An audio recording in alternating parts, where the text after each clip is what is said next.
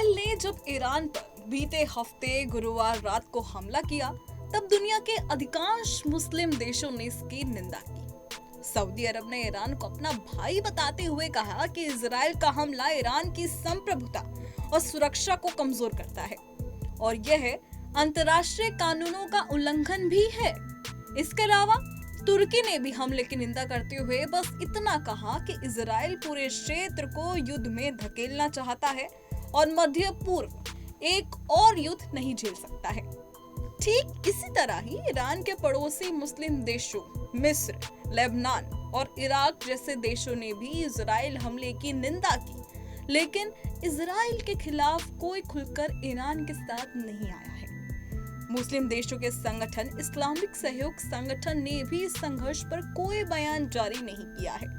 Iran पर Israeli हमले की निंदा करते हुए पाकिस्तान ने मुस्लिम देशों से आग्रह किया है कि वो एकजुट होकर ईरान का साथ दें। पाकिस्तान के रक्षा मंत्री ख्वाजा आसिफ ने सोमवार को ही कहा कि उनका देश दुनिया के मुस्लिम देशों को ईरान के समर्थन में एकजुट करने की कोशिश कर रहा है ताकि शांति कायम हो सके।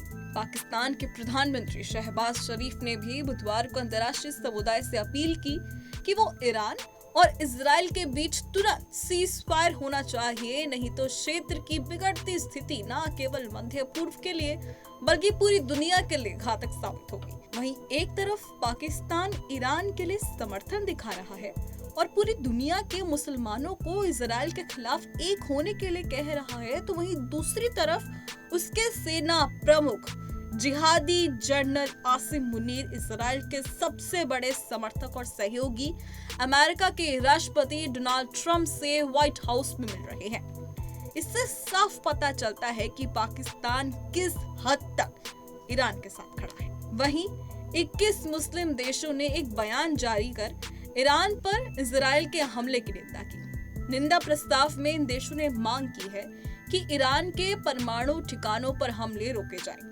अंतर्राष्ट्रीय नियम कानून का सम्मान हो और विवादों के निपटान के लिए कूटनीति का रास्ता चुना जाए।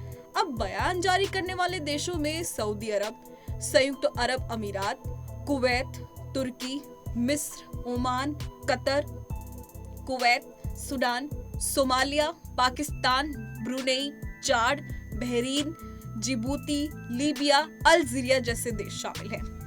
अब मुस्लिम देशों ने बयान जारी कर इजराइल की निंदा तो कर दी है, लेकिन कोई भी खुलकर ईरान के साथ नहीं आया है, क्योंकि एक्सपर्ट्स का कहना है कि मुस्लिम देश ईरान के साथ होने का दिखावा कर रहे हैं और अगर कुछ देश चाहें भी तो मदद नहीं कर पाएंगे, क्योंकि उनके पास उतनी क्षमता ही नहीं है। मुस्लिम देशों को इस बात का भी डर है कि अगर वो ईरान के साथ आते हैं तो अमेरिका और इजराइल से उनकी दुश्मनी हो जाएगी, जो किसी भी तरह से उनके हित में नहीं है।